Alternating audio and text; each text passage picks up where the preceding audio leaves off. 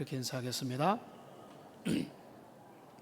우리 말씀을 통해서 은혜 받을 때 하나님의 역사는 시작됩니다. 그런 일이 없으면 은혜에서 멀어지고 있는 징조입니다. 그래서 내가 말씀을 사랑하고 하나님의 말씀에 은혜를 받고 말씀이 나를 움직이고 말씀 앞으로 내가 간다. 여러분 믿음의 사람으로 잘 가고 있는 건데 그렇지 못하고 뭔가 힘들다 이러면은 여러분 정신을 차리고 깨어서 하나님 앞에 회복의 은혜가 있어야 됩니다. 우리가 복음은 무엇이다 이런 시리즈로 주제 설교를 일종의 하고 있는데요. 오늘은 복음은 은혜다라고 하는 것을 함께 나누기 원합니다. 우리 기독교 신앙 외에도 이 세상에는요 여러 종교들이 있습니다. 이슬람도 있고요, 불교도 있고요, 힌두교도 있고, 그리고 여러 무속 신앙들도 있고 종교들도 있습니다. 그래서 전 세계 사람들이 토론을 해봤습니다. 기독교 신앙만의 독특한 점은 뭐냐라고 할 때 몇몇 이제 의견들이 나왔지만은 거기서 모아진 단어 그 핵심이 뭔가 하면 은혜다 이렇게 나온 겁니다. 은혜, 이 은혜가 아니면 우리의 신앙은 설명할 수 없고, 여러분이 은혜가 무엇인지를 잘 안다면 복음을 아는 사람이다 이렇게 당연히 말할 수 있습니다. 그런데 세계 비교 종교학의 대가인 저도 거기에서 이제 공부를 했던 그 지금 바이올라 대학의 크레이그 헤이즌 교수는 이렇게 이야기를 합니다. 사실은 다른 종교에도 은혜와 유사하게 보이는 것들이 있다는 겁니다. 그 뭔가 하면 자비와 긍휼에 대한 가르침을 강조하는 그런 종교도 세상에 있다는 겁니다. 그죠? 불교도 자비할 거를, 심지어는 뭡니까? 우리가 불교에 대해서 아는 거 벌레 하나도 함부로 죽이지 말라. 근데 그걸 가만히 생각해 보면 엄청난 사상이거든요. 물론 그 이면에는 벌레가 전생에 사람이었을지도 뭐 이런 원리도 있지만은 하여간에 그 선행을 베풀고 자비를 베풀으라고 하는 그 가르침이 불교에 있는 겁니다. 그리고 이슬람에도 이슬람 하면은 과격 테러 분잡 이렇게만 생각하는데 그 이슬람의 심지어 그 코란을 읽어봐도 자비를 베풀 것을, 긍휼과 선행을 베풀 것을, 로만 가톨릭 천주교도 선행을 강조를 하는 거죠. 그런데 이 이제 교수님은 뭐라고 이제 비교 종교를 분석하면서 이야기하는가 하면 우리 기독교가 말하는 은혜는 그런 자비와 긍휼보다도 훨씬 더 깊은 것이다 이렇게 이야기를 하는 겁니다. 그러니까 기독교의 하나님, 우리가 믿는 하나님은 네가 한 일에 대하여 내가 벌하지 않고 모른 척 하겠다 정도가 아니고 너에게 너를 의롭다고 하고 나의 자녀로 삼아주며 너에게 면류관을 씌워주고 거룩한 제사장이 되도록 하며 나의 택한 자녀의 삶을 살아가도록 내가 너에게 은혜를 주겠다까지 가는 겁니다. 그러니까 그런 종교는 없다는 거예요. 착하게 살아라, 남들 좋은 일 하라 이런 건 있어도 우리 기독교 신앙의 정수가 뭔가 하면 바로 은혜를 강조하고 은혜를 도도히 흐르는 성경의 주제가 바로 은혜인 것입니다. 그러니까 이 은혜가 얼마나 중요합니까? 그래서 코머스 오든이라고 하는 이 신학자는 이렇게까지 은혜를 강조합니다. 은혜가 있어야 진리를 알고, 은혜가 있어야 죄악을 발견하고, 은혜가 있어야 올바르게 행동하고, 은혜가 있어야 기도할 수 있고, 은혜가 있어야 하나님의 구원을 갈망하며 신앙생활을 시작하고, 은혜가 있어야 믿음을 지킬 수 있다. 한마디로 말하면 우리의 신앙생활에 처음부터 끝까지 작동해야 될 게 뭔가 하면 은혜라는 거예요. 그런데 사도 바울이 갈라디아서에서 너희가 성령으로 시작했다가 육체로 마치려고 하느냐라고 경고를 했죠. 뭔가 하면 은혜로 시작했다가 나중에 보면 은혜는 사라져버린. 율법이 차지하고 공로가 차지하고 종교 의식이 차지하고 생명력이 없는, 그러니까 우리 선교 단체에서 선교를 갔다 왔는데 많은 젊은이들이 기독교 회의를 느끼는 것은 이게 생명력 있는 신앙인가? 이렇게 우리가 믿으면 우리 어른들처럼 되는가라고 생각하면서 그들이 고민을 하고 이 기독교 복음의 생명에 대하여 의심을 하면서 신앙의 회의를 느끼기도 하는 겁니다. 우리는 은혜에서 시작했다가 은혜로 맞춰야 되는 겁니다. 그러니까 우리가 눈을 감는 그 자리에서도 은혜를 고백할 줄 아는 하나님의 사람들이 되시기를 주님의 이름으로 축원합니다. 내 삶이 하나님의 은혜였다 고백할 수 있다면요, 잘 산 거예요. 여러분이 아무리 돈을 많이 벌고 세상 가운데 남부를 것이 없고 다른 사람 앞에 자랑할 것이 많이 있어도 내 인생은 내가 열심히 살았다로 끝난다면 그거는 복음을 모르고 은혜를 모르고 여러분을 기다리는 것은 그 스타일로 하나님이 여러분을 정죄하고 심판하는 것밖에 남는 게 없게 되는 거예요. 그러니까 우리 기독교 신앙의 본질은 은혜다. 그러니까 복음은 은혜다. 이거는 우리가 누차 강조해도 모자람이 없습니다. 근데 오늘 제가 본문을 강해 설교를 할 때는 본문이 정해지잖아요. 본문에 나를 맞추면 됩니다.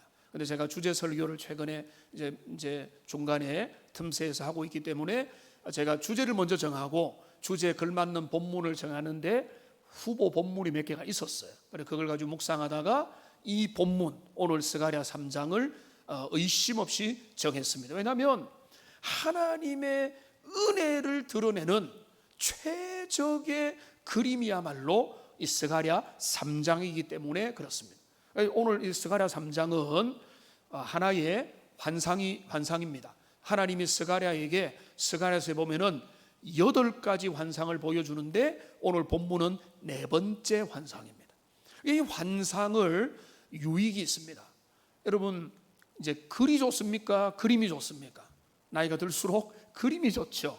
근데 글은 상세하게 설명을 하지만은 그림은 많은 것들을 함축합니다. 그러니까 이 그림은 시처럼 우리에게 많은 것들을 제공하지만은 때로는 위험합니다. 그래서 기독교 예술을 하는 것은 위험합니다. 왜냐하면 자칫 잘못하면은 그림으로 너무 많은 것들을 드러내려고 하기 때문에 결국 우리 개신교에는 그림이 없잖아요. 예수님의 형상도 없고 십자가 그림도 없고. 왜 그림을 거부하는가 하면 이게 자칫 잘못하면 우상 숭배로 빠질 수 있기 때문에 그런 것까지 거부하고 하는데, 우리는 조심스럽게 성경이 우리에게 안내해 주는 이미지가 있다는 거예요. 그 그림이 있다는 거예요.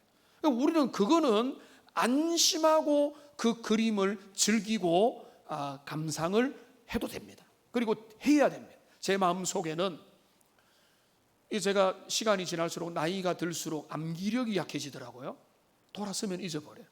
과거, 그러니까 젊을 때 어릴 때 성경을 많이 암송하는 건 너무 좋은 것 같아요. 왜냐하면 계속 암송했던 것만 내 마음에 떠오르는 거예요. 그러니까 지금 많이 암송해 놓으면 더듬더듬하더라도 그거는 붙잡고 지금이라도 암송하면 좋은데, 그런데요, 그림은요 사라지지 않습니다. 내 마음속에 있는, 예를 들면 시편 1편에 시냇가에 심기운 나무, 이 나무의 이미지를 여러분 그걸 잊을 수 있습니까? 잊을 수 없죠. 그거 내 마음속에 딱 있다면 안 잊혀지는 거죠.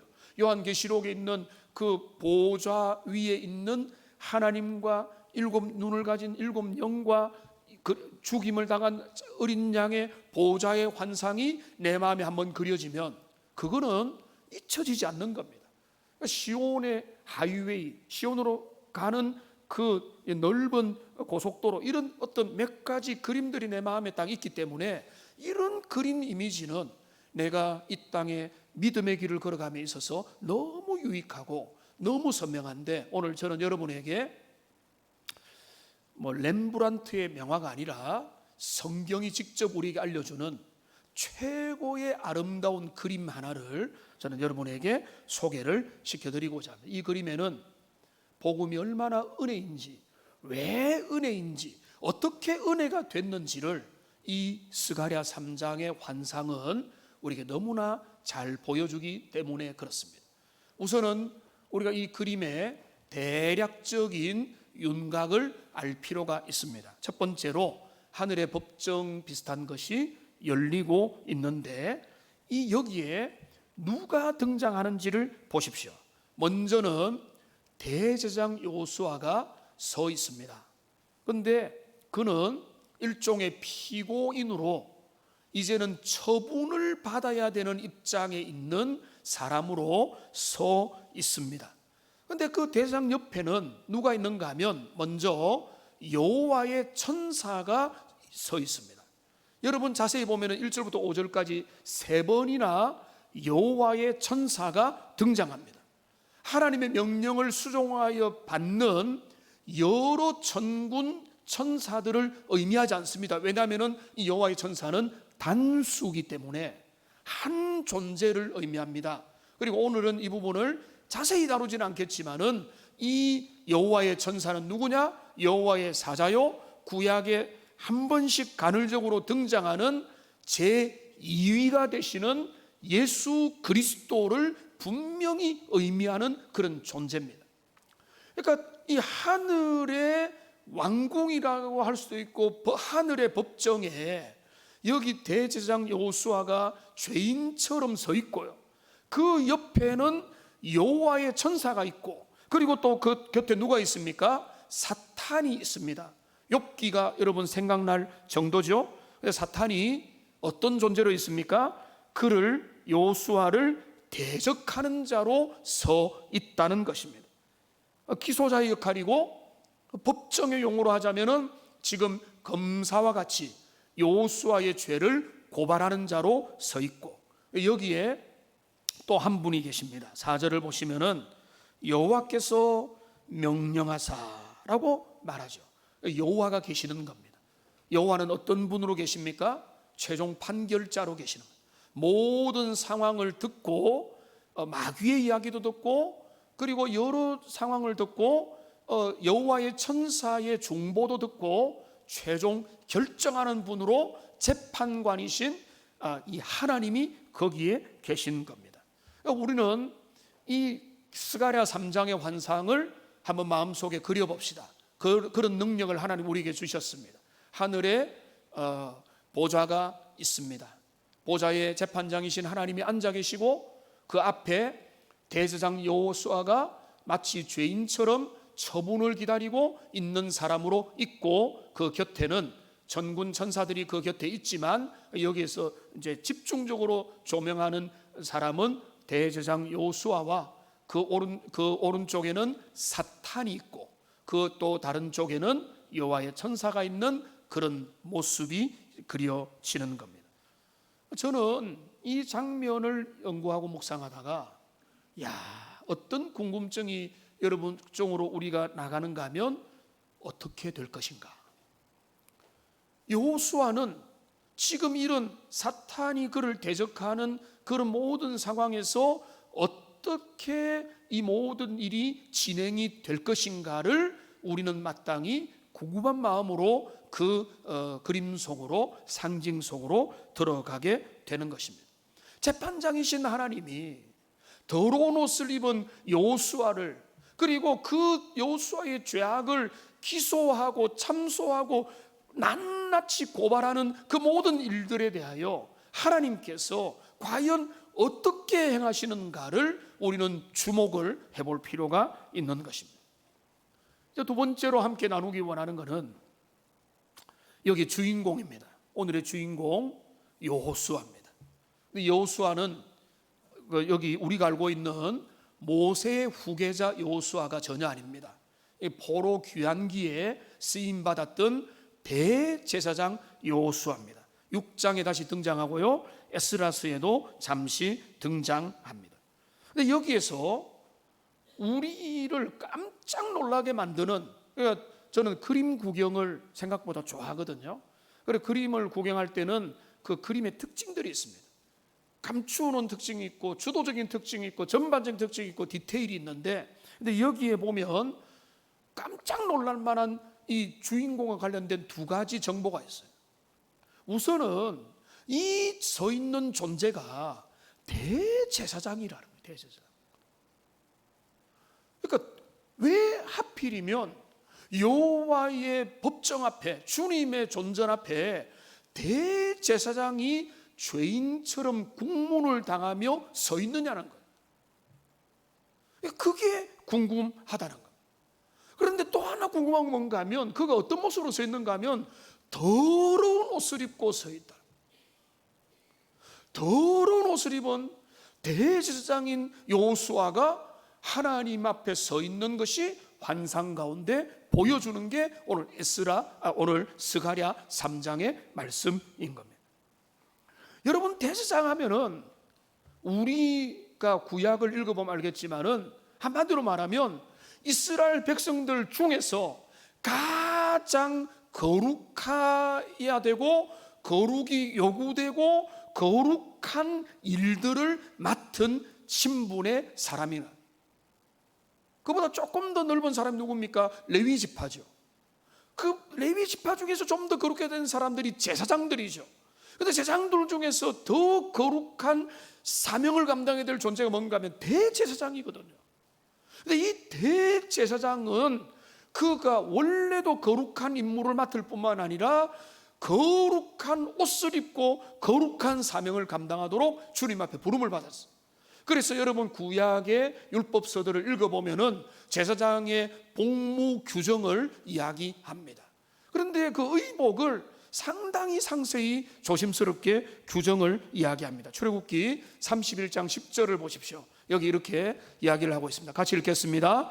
제사직을 행할 때에 입는 정교하게 짠 의복, 곧 제사장 아론의 성의와 그의 아들들의 옷과. 여기 한 부분 읽었지만은 한마디로 말하면 하나님 앞에 예배를 섬길 때, 제사의 사명을 감당할 때, 제사를 지낼 때 거룩한 옷을 입고, 하체가 드러나면 안 되고, 이런 여러 가지 절차와 여러 가지 규정을 여기에 제시를 했다는 것은, 그거는 옷을 그대로 입느냐의 의미도 중요하겠지만 그 의미는 뭔가 하면 하나님의 일을 섬기는 대제사장은 그 누구보다 정결하고 거룩하고 흠이 없도록 자기를 살피고 예비하고 준비하여서 주님의 존전으로 나가야 된다. 자, 그런데 여기서 우리가 알 수 있는 것은 뭔가 하면, 그런데 이 대제사장이 입은 옷이 더러운 옷이라는 거예요. 이 더럽다라고 하는 것은 한 하루 이틀 안 빨아가지고 좀 이제는 빨대가 되었다, 이 정도가 아니고, 여기 원래 의미는 뭔가 하면 사람의 배설물의 냄새가 배어있는 이런 의미예요. 여러분이 한여름에 젊은 남자애들이 하루에 1시간만 밖에서 뛰놀면은 땀으로 범벅이 되는데, 이 아이들이 자꾸 관리 안 하면 저녁만 되면 뭡니까? 쉰내가 납니다. 머리에 냄새를 맡아보면 쉰내로 가득합니다. 그런데 그 쉰내, 그 더러운 냄새들이 옷에 배어있는, 그 더러운 오물의 냄새가 나는 그 내용을 통해서 우리에게 들려주는 교훈이 뭔가 하면, 가장 거룩하게 여김을 받을 수 있는 거룩한 존재로 쓰임받는 대제사장마저도 하나님의 눈빛 앞에, 그분의 거룩한 존전의 앞에 비추어 볼 때 그는 오물의 냄새가 나는 더럽고 누추한 죄인에 불과하다는 사실을 오늘 이 본문은 우리에게 보여주는 겁니다. 그게 우리의 모습이라는 겁니다. 여러분, 주님 앞에 오실 때 더우니까 대부분이 샤워하고 오셨죠. 목욕을 하고 샤워를 하고 세수하고 오셨죠. 그리고 혹시나 내 몸에서 땀 냄새가 배이지 않을까? 여름이 되면 저도 이 땀 나는 거, 습도를 너무 싫어하거든요. 그런데 많은 분들이 싫어하죠. 그런데 이 땀의 냄새가 보이지 않을까 해서 그 화장품도 바르고 향수도 뿌리고 조심도 하고, 그리고 이제 땀 나지 않으려고 애를 쓰는데, 그러니까 우리가 문명을 이루고 교양을 이루고, 그러니까 우리가 사람들 볼 때 깨끗하게 보인다, 거룩하게 보이고, 저 사람은 정결하게 보인다, 옷 입는 태가 난다 라고 말을 하지만은, 그렇게 예쁘고 거룩하고 아름다운 옷을 입은, 그렇게 절차적으로도 거룩한 옷을 입은 대제사장이 그 상태가 뭔가 하면 더러운 냄새 나는 옷을 입은 사람의 모습으로 거기에 비춰진다는 것입니다. 그러니까 여기서 또 하나 알 수 있는 건 뭔가 하면 이 대제사장은, 원래 대제사장은요 백성들을 대표하여 대신하여 하나님 앞에 가져가는 존재라고 볼 때는 대제사장은 바로 유다 백성들을 상징하는 것이고, 이거는 바로 택함 받은 주의 백성들을 상징한다. 우리의 모습이라는 거예요. 저와 여러분의 모습이 겉으로 볼 때는 야, 저 사람은 교양 있고 깨끗해, 깔끔해, 그 사람에는 이 흠이 없고 불결한 냄새도 안 나는 것 같다고 하는 그 사람의 존재마저도 원래 그 사람의 모습에는 뭔가 하면은 더럽고 악취와 여러 누더기를 입은 옷과 같은 그런 존재임을 하나님은 우리에게 이 환상을 통해서 보여주시는 겁니다. 제가 자주 인용을 하지 않습니까? 이사야 64장 6절에 보면은 이렇게 말을 하고 있습니다. 우리의 의는 뭐와 같다고요? 다 더러운 옷과 같다. 스가랴스와 이사야가 통하고 있죠. 우리의 의로움, 우리가 입고 있는, 우리가 걸치고 있는 우리의 교양과 우리의 문명과 우리의 옷과 우리의 향품과 우리의 화장품과 우리의 향수가 우리를 속여주고 위장해주고 막아는 주지만은 원래 우리의 모습이 뭐냐? 우리는 더러운 악취나는 사람의 그 썩은 냄새가 풍겨나는 그런 더러운 옷을 입고 있는 그런 존재가 바로 우리 자신임을 이 환상은 우리에게 보여주는 겁니다. 그런데 사탄이 있습니다. 여기 참소하는 자 사탄이 옆에서 그를 대적하고 있습니다. 1절을 보십시오. 사탄은 그의 오른쪽에 서서 그를 대적하는 것을 여호와께서 내게 보이셨나니라. 여러분, 완전히 뭡니까? 불에다가 기름을 끼얹는 것입니다. 사탄은 원래 이것을 전공입니다. 잘못된 부분, 문제 있는 것, 안 그래도 나의 연약하고 부족한 부분들을 사탄은 끊임없이 끄집어내어서 그거를 더 강화시키고 그 모든 것들을 계속해서 이야기를 하는 것입니다. 그 여호수아를 정죄하는 겁니다. 그 더러움들을 이야기하는 겁니다. 그러니까 마귀 사탄은 그거를 잘하는 겁니다. 어떤 사람은 계속해서 마음을 후벼 파는 사람이 있죠. 왜냐하면 그 사람이 안 그래도 그거를 인정을 하고 있는데, 나도 연약함을 아는데 계속 그것을 되뇌이는 겁니다.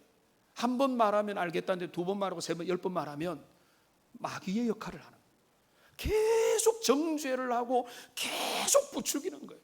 그게 마귀 사탄이 하는 일이거든요. 계시록 12장 10절을 보세요. 여기 보면은 예수 그리스도의 복음의 은혜가 나타나고 하나님의 구원과 능력과 나라와 그리스도의 권세가 나타났는데, 권세가 나타나니까 어떤 일이 나타나는가 하면 그 다음 우리 형제들, 여기부터 같이 읽겠습니다. 우리 형제들을 참소하던 자, 곧 우리 하나님 앞에서 밤낮 참소하던 자가 쫓겨났다.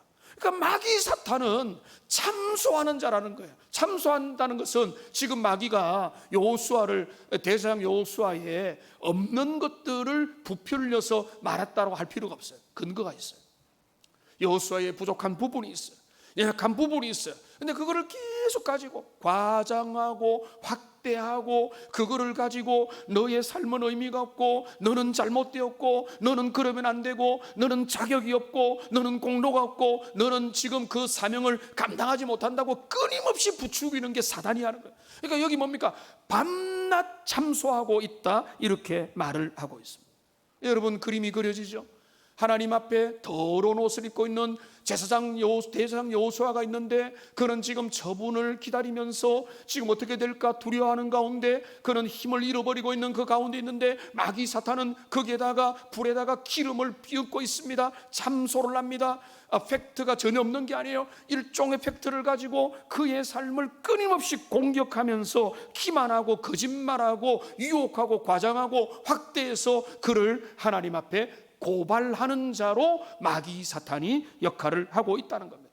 우리 욥기를 잘 알잖아요. 욥기에도 좀 상황은 다르지만은 그렇게 참소를 하고 있는 것입니다. 그러니까 여러분의 지난 여름에 여러분이 한 일을 제가 다 알고 있다면 어떻게 되겠습니까? 여러분이 지나간 모든 CCTV의 그 기록들을 제가 다 보고 있다면 제가 항상 볼 수 있다면 여러분 어떻겠습니까? 최근에 제가 가슴 아픈 인터뷰를 들었습니다. 우리나라에 정말로 좋은 나라를 위해 일할 수 있는 사람들이 곳곳 세워지도록 기도를 하십시오. 그 인터뷰가 가슴 아팠던 것은 내용이 뭔가 하면 이런 겁니다. 고위직에 세울 사람이 점점 없다는 거예요.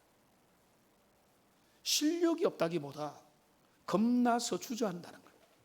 왜 주저하는가 하면 청문회가 너무 두렵다는 거예요. 그러니까 탈탈 틀리는 거죠.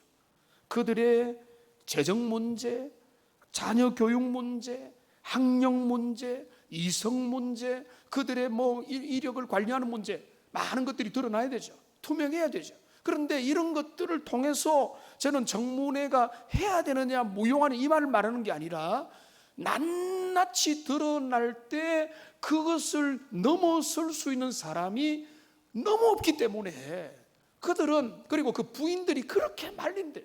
그래서 자녀들이 말리면 절대로 그런 일을 하지 말라고. 그러니까 지금 우리나라에 인재들이 보여도 그런 사람들이 웬만한 그 자격을 갖추기도 어렵고, 내가 예를 들어서 뭔가 과거에 뭔가 실수를 했다면은 야, 이거 다 드러나면 나는 완전히 인격 망하는데 이러면서 두려움에 빠져가지고 그런 이제 청문을 해야 되는 자리에는 서로 피하려고 해가지고 솔직히 제가 들은 인터뷰에서는 좀 봐주고 웬만하면은 좀 넘어가주면 좋겠다 이런 쪽이었어요.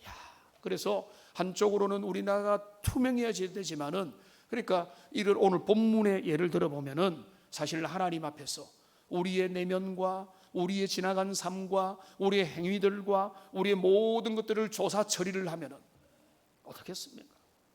사실은 마귀의 참소가 과장도 있고 거짓도 있고 부풀리는 것도 있겠지만은, 근데 그 어느 정도 팩트도 있지 않겠습니까?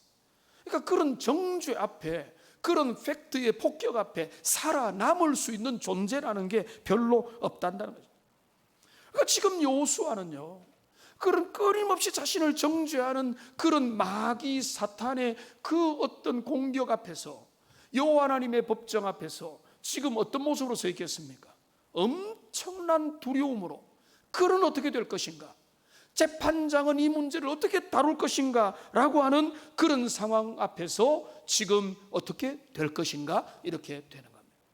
여기에 놀라운 일들이 일어납니다. 재판장이 하나님이 드디어 활동을 하십니다. 하나님이 이제 일하시는데 두 가지 방면으로 일하시거든요. 먼저는 뭔가 하면 사탄을 책망하십니다. 여러분, 이것이 복음이 은혜를 제일 생생하게 그려준다고 하는 이유예요. 하나님은 이렇게 말씀합니다. 내가 너를 책망하노라. 한번 따라합시다. 내가 너를 책망하노라. 여러분, 이게 복음의 의외성이에요.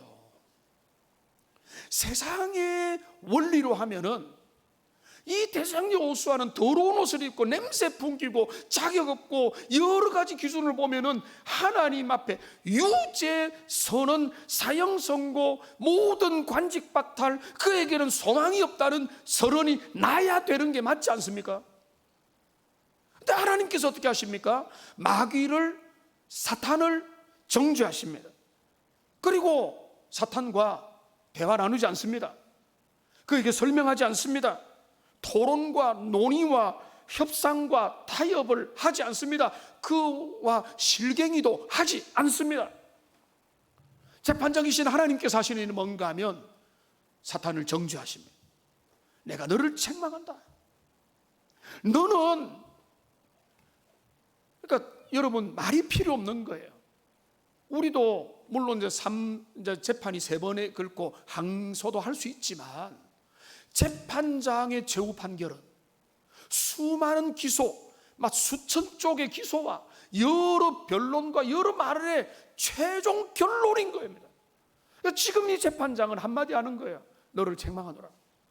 마귀의 모든 기소 내용을 기각시키고, 그리고 두 번째로 이분이 어떤 일을 하십니까? 더러운 옷을 입은 여호수아에게 그 더러운 옷을 벗겨주시고 새로운 옷을, 아름다운 옷을 그에게 입히시는 겁니다.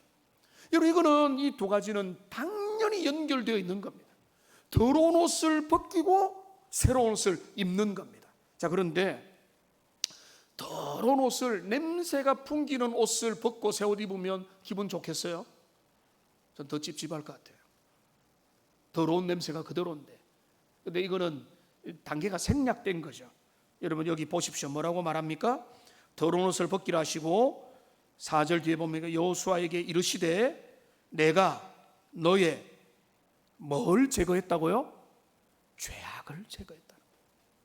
지금 이거는 옷 깔끔하게 입어라 이야기가 아니에요.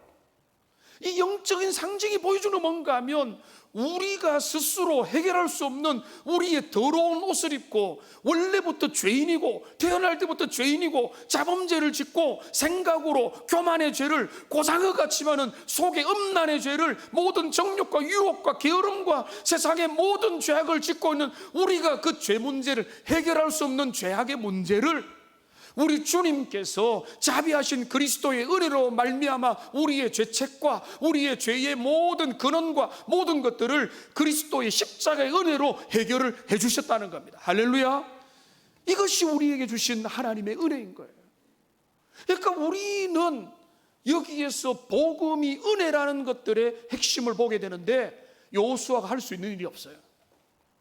그가 여기에서 자기의 의로움을 호소할 수 있습니까? 내가 자격 있음을, 내가 공로를 많이 쌓았음을 호소할 수 있는 게 없어요. 오직 여호수아가 가능한 것은 하나밖에 없어요. 뭡니까? 자비하신 하나님의 판단이요 선언입니다. 이 일을 우리 주님께서 하신 겁니다. 스스로 해결할 수 없는 죄악의 원죄의 짐과 자범죄의 짐과 모태에서부터 죄인으로 태어나서 해결할 수 없는 인생의 짐들을 자비하신 그리스도 예수의 은혜로 우리에게 은혜로 하시는 건데, 이거는 이중적이죠. 신약에도 나오지만은 먼저는 더러운 옷을 벗겨주세요. 그래서 우리의 죄악의 짐들을 해결해 주시고 더러운 옷을 벗겨주시는 데서 끝나는 게 아니고 그 다음에 어떻게 하는가 하면은 새 옷을 주신다고 안 했죠. 어떤 옷을 주신다고 했습니까? 아름다운 옷을 주신다고 했어요. 그러니까 이거는 저렴하지만은 새 옷이니까 입으라가 아니에요. 아름다운 옷은 뭔가 하면 아주 멋지는, 그러니까 귀족이 입고 왕족이 입고 대장이 입고 아주 권위가 있고 권세가 있고 실력이 있는 왕가의 사람들이 입는 옷을 그에게 입혀 주신다는 거예요. 옷을 입힐 뿐만 아니라 옆에 있는 분이 이야기합니다. 머리에 그 관을 씌워주소서 하니까 머리에도 아름다운 관까지 씌워주시는 겁니다. 그러니까 하나님이 우리 같은 소망이 없고 원래 죄인이었던, 그러니까 우리의 방법으로는 주님 앞에 의롭게 될 수 없고 자격도 없고 하나님 앞에 설 수도 없는 그런 존재를 그리스도 예수의 은혜로 말미암아 우리에게 자비를 베풀어 주시고 우리의 더러운 옷을 벗겨주시고 아름다운 옷을 입혀주시고 화관을 우리에게 세워주신 게 우리에게 일어난 하나님의 놀라운 구원의 의미임을 여러분이 항상 기억하시기를 주님의 이름으로 축원합니다. 이사야 61장 3절을 보십시오. 이것은 여기에 정확하게 그려주고 있습니다. 같이 읽겠습니다. 무릇 시온에서 슬퍼하는 자에게 화관을 주어 그 죄를 대신하며 기쁨의 기름으로 그 슬픔을 대신하며 찬송의 옷으로 그 근심을 대신하시고 그들이 의의 나무 곧 여호와께서 심으신 그 영광을 나타낼 자라 일컬음을 받게 하려 하심이니라. 이 일이 일어난 겁니다. 자격이 있어서가 아니고 공로가 있어서 실력이 있어서 공적을 쌓아서가 아니라 다만 하나님의 자비와 긍휼로 우리를 사랑한, 인간을 사랑하시는 주님의 그 은혜와 사랑에 인하여 이런 일들을 우리에게 선언함으로 주신 게 하나님의 값없는 놀라운 은혜라. 이 모든 일이 어떻게 일어났습니까? 여러분, 저는 오늘 이 시간에 그 부분을 다루지는 않겠지만 이 모든 일은 여호와의 천사를 통해서 일어났습니다. 하나님의 사자, 인자로 하늘에 계신 분, 그분이 이 땅에 오셔서 십자가 지시고 우리를 대신하여 그 모든 대속의 일들을 행하시고 그리고 히브리서 1장 3절을 보시면은요, 여기 뭐라고 되어 있는가 하면 그분이 능력의 말씀으로 만물을 붙드시는 분인데, 예수님은 그다음에 뭡니까? 죄를 정결하게 하는 일을 우리에게 하시는 것. 이 말씀을 정리하겠습니다. 복음은 은혜입니다. 그리고 복음이 은혜임을 드러내주는 가장 강력한 이 환상이 오늘 스가랴 3장에 있습니다. 일평생 기억하십시다. 우리가 이 그림 하나 붙들고 있으면 정죄를 넘었어요. 오늘 찬양에도 다 나를 미워해도 하나님 안에 설 수 있는 이 영적인 하나님 앞에 당당함의 근원은 바로 주님이 나를 위해서 베푸신 놀라운 사죄선언, 자비하신 그리스도 안에 나타난 그 은혜, 이거를 여러분 기억하고 감사하고 다른 어떤 말에도 흔들리지 말고, 물론 그래서 나는 어떤 자로 살 거냐, 이거는 또 하나님의 부르심이 있지만은 그 은혜를 찬양하며 나아가는, 지금 여호수아는 지금은 유죄 선언을 될지 모르는 궁금한 재판을 기다리는 사람으로 서 있지만, 그는 다시 나가서 주님을 예배하는, 찬양하고 섬기는 그 사명을 감당하는 제사장 나라가 되어서 나가게 되는 것입니다. 이런 은혜가 우리 모두에게 흘러 넘치기를 주님의 이름으로 축원합니다.